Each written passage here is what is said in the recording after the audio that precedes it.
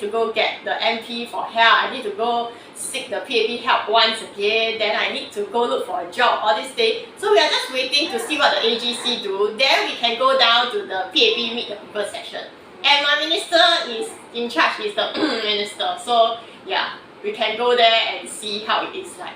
Because ultimately, we always talk about meet the people session and PAP MP session, but nobody actually went down to film the situation, and nobody actually went down to see how come the PAP MP is taking a full-time salary but doing a part-time job. Or maybe they are not even there, they are not even doing their own job. So why is that so?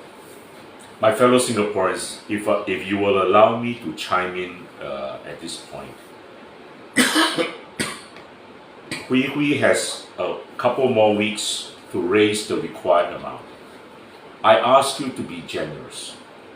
I know times may be difficult, but you were incredibly generous when we managed to crowdfund for Leong Zihian, for Roy Neng, for Terry Su. Now, we are not asking to crowdfund so much money this time. The target is 22,000. Hui Hui has raised about 4,000 so far. We are about 18,000 short. I ask you to be generous and to donate to her cause. And it is a very important cause. I said this in my first video, and I want to reiterate here the point. The point is this. When the vaccine mandate came in, I think it was in 2020, many people were uncomfortable. And they had the right to be uncomfortable. Because to them, this was not a proven vaccine. This was an experimental vaccine. Alright? Hui Hui and 5 other courageous Singaporeans took out a judicial review challenge of the government's vaccine mandate, which prevented, at that time, people unvaccinated, like Hui Hui, from even going to their place of work. Well, the government may say, oh no, that's only an advisory and all that. But you tell me, which Singaporean employer, when faced with that type of advisory, or what I'd rather term a directive, would actually allow the employee to go back to the workplace? And the anecdotal evidence is there. People lost their jobs. Alright? And then when we went to court, we were unsuccessful.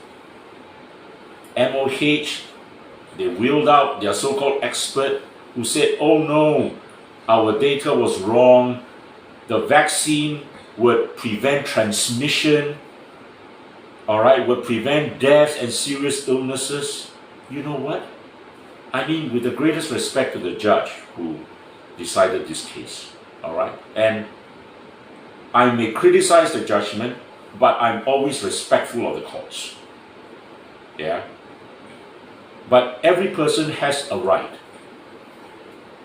to say, in his opinion, that judgment is wrong. But what makes me angry today is, you know what? It has now surfaced in forums like the European Parliament that Pfizer did not actually test, alright, or had the vaccine proven to prevent transmission. Yeah? And now doctors are openly talking about it. And they say the unvaccinated would have greater risk of death and serious injury. No. The data we went to court with didn't show that. And you know what? It was unfortunate that a lot of data did not go before the Singapore court. We were cut off at the 31st of December 2021.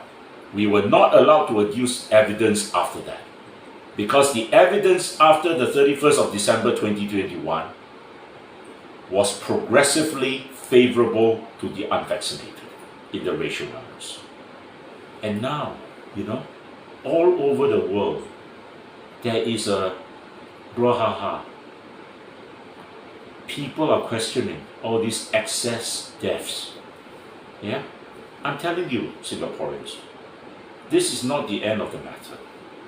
I predict that in the coming months this year, there will be a big scandal there will be huge litigation all over the world.